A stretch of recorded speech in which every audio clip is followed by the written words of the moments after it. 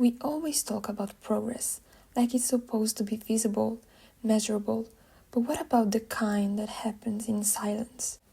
The kind no one claps for? Sometimes in life, we may encounter periods of stagnation or ones that we perceive as fixed, unchanging, and stuck. These periods can last a few weeks, few months, or in some cases, even years. Remaining or feeling stuck in a mental space that we find uncomfortable can have profound consequences on our self-esteem and our overall well-being. On social media, we often see portrayals of strong, almost heroic personalities, the kind of person who manages to get back on their feet quickly, despite all the challenges that they have faced.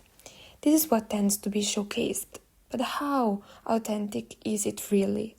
Showing vulnerability or struggling is rarely appreciated or recognized.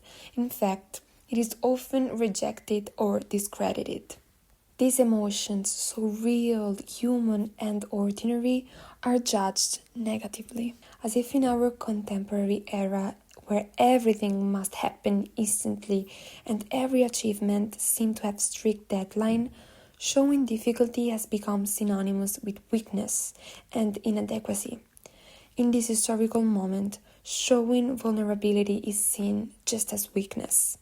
Social media has unfortunately contributed to creating this idea of almost heroic, perfect men and women, seemingly unshakable in the face of life's challenges. It is as if we are collectively redefining the spectrum of human emotions, narrowing it more and more, and making fewer emotions acceptable to be expressed freely. Unfortunately, these dynamics are not confined just to the digital world.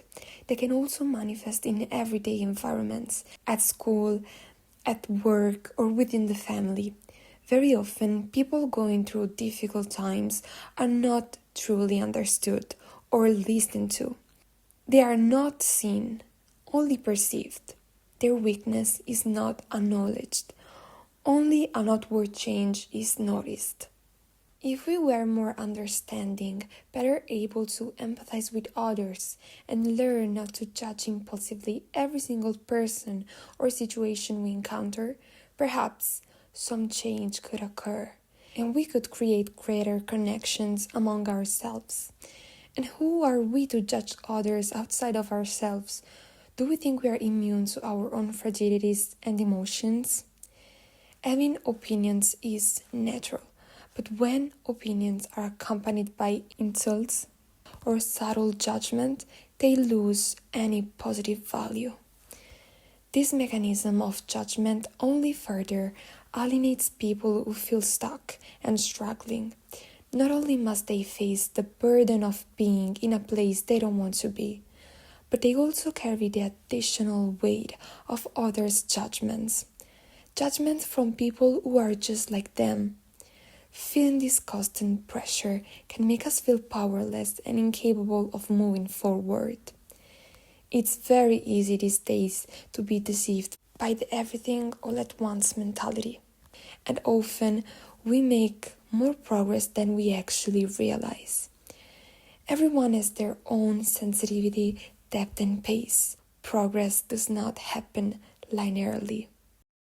Sometimes there are setbacks, and sometimes it feels like all hope is lost.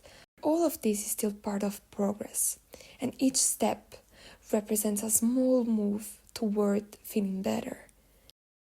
Self-compassion is essential, especially if we cannot receive it from the outside. It's important to truly analyze ourselves objectively and recognize that even small steps are valuable.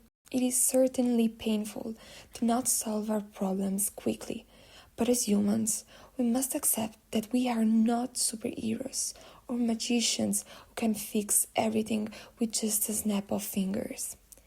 True progress can simply mean deciding to call someone, going outside for just 10 more minutes, studying 2 extra pages, taking a walk alone or writing and exposing ourselves to our difficulties by simply acknowledging them.